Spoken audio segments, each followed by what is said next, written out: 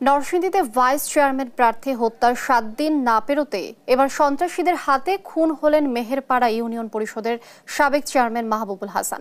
এ বিষয়ে দর্শক বিস্তারিত জানাতে সরাসরি যুক্ত হচ্ছেন সহকর্মী সুমন বর্মন। সুমন, আপনি একটি বিষয় জানাবেন যে এই খুনের ব্যাপারে আসলে কোনো কিছু জানতে পেরেছেন কিনা, আর এই ঘটনা কেন ঘটেছে, কি মনে হচ্ছে? আরও একজন জনপ্রতিনিধির রক্তে রঞ্জিত হলো নরসিংদী। রায়পুরা উপজেলা ভাইস চেয়ারম্যান প্রার্থী সুমন মিয়া হত্যার ৭ দিন না পেরিতেই এবার সন্ত্রাসীদের হাতে নৃশংসভাবে হত্যাকাণ্ডের শিকার হয়েছে মেহেরপাড়া ইউনিয়ন পরিষদের সাবেক চেয়ারম্যান এবং ইউনিয়ন আওয়ামী লীগের সাধারণ সম্পাদক মাহবুবুল হাসান। তিনি গতকাল রাত ১২টার দিকে নিজ কার্যালয় থেকে বাড়িতে ফেরার পথে সন্ত্রাসীরা পরিকল্পিতভাবে তার উপর হামলা চালায় এবং তাকে গুলি করে এবং কুপিয়ে নৃশংসভাবে হত্যা করে। আসসালামু আলাইকুম প্রিয় দর্শক, ফাইনালি চলে আসলাম আপডেট ও গুরুত্বপূর্ণ কিছু নিউজ নিয়ে আপনাদের মাঝে। প্রিয় দর্শক, অবশ্যই ভিডিওটি শেষ অবধি দেখবেন। দর্শক, আপনাদের কাছে ছোট্ট একটি অনুরোধ, দেশ এবং দেশের বাইরে হলে কমেন্ট বক্সে লিখে জানিয়ে দেবেন, আর চ্যানেলে নতুন হলে সাবস্ক্রাইব করে পাশে থাকা বেল বাটনটি অবশ্যই অল করে দেবেন, কারণ পরবর্তী আপডেট নিউজ সবার আগে পাওয়ার জন্য প্রিয় দর্শক আর অবশ্যই একটি লাইক দেবেন। দর্শক, আর দেরি নয়, মূল ভিডিওতে যাওয়া যাক। আসসালামু আলাইকুম।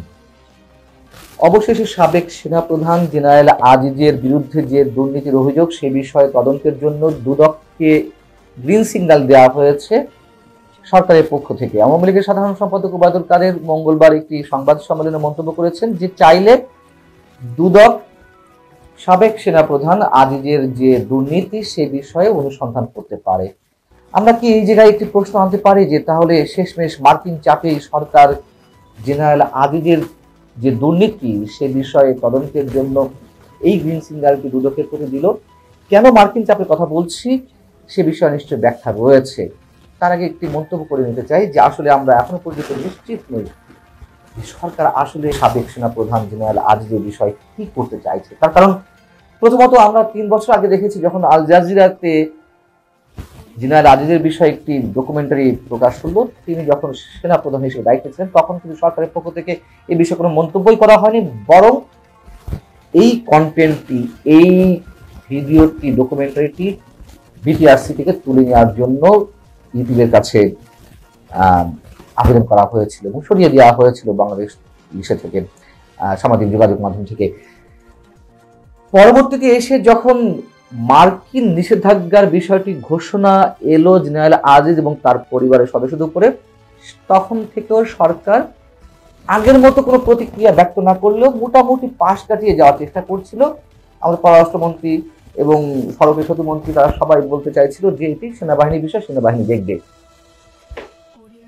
এর পরবর্তীতে এসে একদিন আগে অর্থমন্ত্রী আবুল হাসান মাহমুদ আলী সাহেব তিনি মন্তব্য করলেন যে অবসরে যাওয়ার পরেও সেনাবাহিনী সাবেক সেনাপ্রধান আজিজ আহমেদের বিষয়ে ব্যবস্থা নিতে পারে এবং তিনি ধরা খেয়েছেন, এরকম মন্তব্য করেছেন। এবং আমরা দেখলাম যে তার এই মন্তব্যের পরে চারিদিকে একটা শোরগোল পড়ে গেল। সেনা আইনে কি বলা হচ্ছে, কি বলা হচ্ছে না, কতটুকু সম্ভাবনা আছে, সুযোগ আছে জেনারেল আজিজের বিচারের বিষয়ে। কেউ কেউ বলতে চাইলেন যে কেউ, অর্থাৎ সরকার কিংবা আদালত কিংবা সাধারণ মানুষের যে কেউ প্রয়োজন মনে করলে, ইচ্ছে করলে জেনারেল আজিজের বিষয়ে আদালতে দ্বারস্থ হতে পারেন তার বিচারের জন্য। আবার সেনা সদস্যদের সাবেক কর্মকর্তাদের মধ্যে সেনা আইন বিষয়ে যারা বিশেষজ্ঞ তারা মন্তব্য করলেন যে না, যেহেতু জেনারেল আজিজ সেনাবাহিনী প্রধান ছিলেন, তার অধীনে বাহিনী ছিল, অতএব সেই বাহিনী তার কোনো বিচার করতে পারে না। চাইলে প্রতিরক্ষা মন্ত্রণালয় এই বিষয়ে ব্যবস্থা নিতে পারে, সেনাবাহিনী সহায়তা করতে পারে। এই যে একটা ধূম্রজালের সৃষ্টি হলো, এই যে একটা ধোঁয়াশার সৃষ্টি হলো, আমরা ধরে নিয়েছিলাম, বিশেষ আমি মনে করছিলাম যে হ্যাঁ সেনাবাহিনী থেকেও সম্পর্কে একটি উদ্যোগ নেওয়া হবে, কিন্তু আমার মনে হচ্ছে যে সেনাবাহিনী সত্যিই চাই যে বাহিনীটিকে বিতর্ক মুক্ত রাখতে অন্তত সাবেক সেনাপ্রধান জেনারেল আজিজের বিষয়ে কিছু একটা অন্তত হোক, এটা আমার বিশ্বাস। নইলে একটি সুশৃঙ্খল বাহিনীতে যথেষ্ট ধরনের বিশৃঙ্খলা দেখা দেবে, আমি আমার বিশ্বাস বলছি। সেই জায়গা থেকে যদি আইনের জটিলতা থেকে থাকে, যেহেতু তিনি অবসরে গেছেন, আমার মনে হয় একেবারেই ভালো না সেনাবাহিনী থেকে সরকারের প্রতি হয়তো আবেদন জানানো হয়েছে, অনুরোধ জানানো হয়েছে, হ্যাঁ কিছু একটা করা হোক। এই জায়গা থেকে সরকার হয়তো সিদ্ধান্ত নিয়েছে হ্যাঁ কিছু একটা করতে হবে জেনারেল আজিজের বিষয়ে। এখন মার্কিন চাপের কথা বলছিলাম, মার্কিন চাপটা এজন্যই বলছি, গত কয়েকদিন আগে আন্তর্জাতিক গণমাধ্যম ডয়েচে ভেলেতে একটি ডকুমেন্টারি প্রকাশিত হয়েছে জাতিসংঘ শান্তিরক্ষা মিশন নিয়ে, যেখানে আমাদের সদস্যরা আছেন, সেই সদস্যদের মধ্যে কিভাবে বিতর্কিত সদস্যদের পাঠানো হচ্ছে, তালিকাভুক্ত করা হচ্ছে। সেখানে সেনাবাহিনীর কয়েকজন কর্মকর্তার নাম উল্লেখ করা হয়েছে যারা শান্তিরক্ষী মিশনে রয়েছে, যাদের বিরুদ্ধে মানবাধিকার লঙ্ঘনের অভিযোগ রয়েছে। এগুলো ডয়েচে ভেলের ডকুমেন্টারির দাবি। এখন সেই বিষয়টি নিয়ে কিন্তু আমাদের সেনাবাহিনীর ভাবমূর্তি কিছুটা হলেও প্রশ্ন তৈরি হয়েছে। তার কারণ এটি নিয়ে জাতিসংঘ মহাসচিবের মুখপাত্র স্টিফেন ডুজারিক কথা বলেছেন যে যদি এই ধরনের কোনো অভিযোগ থাকে সেগুলো খতিয়ে দেখা হবে এবং সেই ধরনের ব্যবস্থা নেওয়া হবে। কি নেওয়া হবে না হবে সেটা আমরা জানি না, অন্তত জাতিসংঘ পর্যন্ত এই বিষয়টি আলোচনায় এসেছে।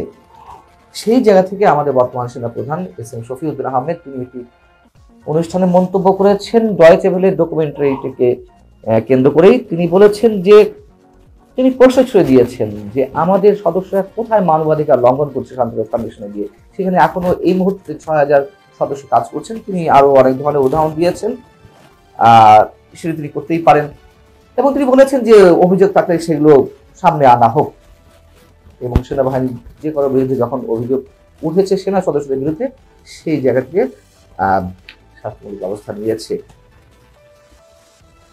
এই যে একটি অবস্থা, তার সাথে গত 2 দিন আগে যে যুক্তরাষ্ট্রে একটি উচ্চপদস্থ প্রতিনিধি দল এলেন বাণিজ্য বিষয়ে, অর্থাৎ ইউএস বাংলাদেশ বাণিজ্য বিষয়ক যে কাউন্সিল, সেই কাউন্সিলের উচ্চ পর্যায়ের প্রতিনিধি দল এসেছিলেন।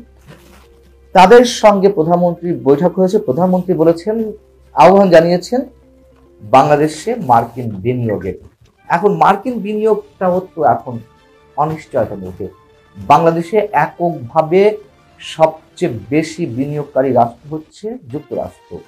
সেই যুক্তরাষ্ট্রের বিনিয়োগ নিয়ে এখন নানান ধরনের জটিলতা সৃষ্টি হয়েছে। তারা বাংলাদেশে বিনিয়োগ করে অনেক ব্যবসায়ীদের টাকা লভ্যাংশ আটকে গেছে। এর বাইরে যুক্তরাষ্ট্রের বাণিজ্য দপ্তর ইউএসটিআর তাদের যে একটি বৈশ্বিক প্রতিবেদন 2024-এর যে বৈশ্বিক প্রতিবেদন, সেখানে বাংলাদেশ বিষয়ে বলা হচ্ছে বাংলাদেশে কাজে যে অস্বচ্ছতা, দুর্নীতি, এই বিষয়গুলো ফুটে উঠেছে মার্কিন ব্যবসায়ীদের মুখ থেকে। এবং সেখানে বলা হচ্ছে যুক্তরাষ্ট্রের যে প্রতিদ্বন্দ্বিতাকারী অন্যান্য প্রতিষ্ঠান তাদেরকে কাজ পাইয়ে দেওয়ার জন্য বাংলাদেশের অংশীদারদের ব্যবহার করে, অর্থাৎ বাংলাদেশের যারা কর্মকর্তা রয়েছে তাদেরকে ঘুষ দেওয়া হয়। ঘুষ, দুর্নীতি, অস্বচ্ছতাকে বাংলাদেশের বিনিয়োগের ব্যবসায় সবচেয়ে বড় বাধা হিসেবে উল্লেখ করা হয়েছে সেই প্রতিবেদনে। এখন আজিজ আহমেদের বিরুদ্ধে যে অভিযোগটা আনা হয়েছে যুক্তরাষ্ট্রের পক্ষ থেকে এবং যার কারণে স্যাংশনটি দেওয়া হয়েছে, সেটি কি কারণে? সেটি তো দুর্নীতির বিষয়। তিনি দুর্নীতির আশ্রয় নিয়ে তার ভাইদের কাজ দেওয়ার চেষ্টা করেছেন, তিনি তার ক্ষমতার অবৈধ চর্চা করেছিলেন এবং এর মধ্য দিয়ে বাংলাদেশের গণতান্ত্রিক প্রতিষ্ঠানগুলো প্রশ্নবিদ্ধ হয়েছে। সেই বিষয়গুলো তো মার্কিন বিবৃতিতে উল্লেখ করা হয়েছে। এর পাশাপাশি জেনারেল আজিজের উপরে যুক্তরাষ্ট্রের যে স্যাংশন, সেটি একটি সিগন্যাল। এটি যারা বিশ্লেষক, নৈতিক বিশ্লেষক, আন্তর্জাতিক বিশ্লেষক তারা বলছেন যে যুক্তরাষ্ট্রের হাতে আরো অনেক কিছু এই ধরনের আছে যারা একে একে ছাড়বে। এটি একটা এক্সাম্পল তৈরি করা হলো এবং সেটি জেনারেল আজিজও নিজে মন্তব্য করেছেন যে তাকে উদ্দেশ্য করে যেটি করা হয়েছে তা সরকারকেও এক ধরনের হেয় করা বলতে বুঝিয়েছে যে সরকারের উপরে এক ধরনের রাজনৈতিক চাপ। তো এই যে রাজনৈতিক চাপ, ব্যবসা বাণিজ্য সংক্রান্ত অর্থনৈতিক চাপ এবং সর্বোপরি আমাদের সেনাবাহিনীকে নিয়ে যে প্রশ্নগুলো তোলা হচ্ছে তার ভিত্তি থাক আর না থাক, সবকিছু মিলিয়ে আমার মনে হয় যে একটা চাপ তো অবশ্যই সরকার অনুভব করছে এবং সেই জায়গা থেকে এখন বাধ্য হয়ে অনেক চেষ্টা করা হয়েছিল সম্ভবত জেনারেল আজিজকে ছাড় দেওয়ার, কিন্তু বাধ্য হয়েছে দুদককে একটা গ্রিন সিগন্যাল পাঠাতে, তার বিষয়ে তদন্ত করতে। কিন্তু শেষমেশ আরো একটা কথা বলি, দুদককে তদন্ত করতে দেওয়ার যে সিগন্যাল, সেটাই কিন্তু শেষ কথা নয়। আর দুদক তদন্ত শুরু করা মানে তার মধ্য দিয়েও যে বিশাল কিছু হয়ে যাওয়া, সেটাও প্রমাণ করে না। আমরা আসলে দেখতে চাই। ভালো থাকুন সবাই। এই পর্যন্ত।